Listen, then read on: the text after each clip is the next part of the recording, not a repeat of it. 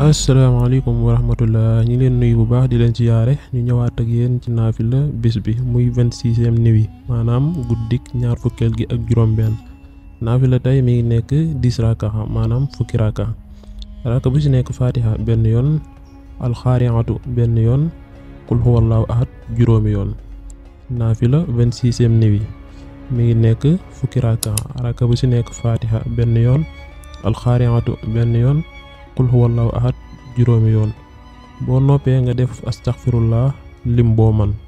wax na ni képp ku ko def dina la musal ci sawara te di nga mel ni ku woor diirub jamono bi yépp te dina la bindal tiyaaba ju fees asamaan ak suuf te ëllëg yoomal xiyaam sunu borom dina la booleeg malaaka yërmande yi ñu gunge la ba ni ngay duggee biir àjjana. kon naafila yi ñu ngi koy jëlee ci téere Sëñ Suhaybu Mbàkke bi ñu wooyee Xuratul Ayni képp ku ci bëgg yeneen leeral description vidéo bi dina la defal lien Telegram pour nga mën a am téere boobu kon ñu ngi leen sant bu baax di leen gërëm di leen ñaanal kooru jàmm jërë ngeen jëf.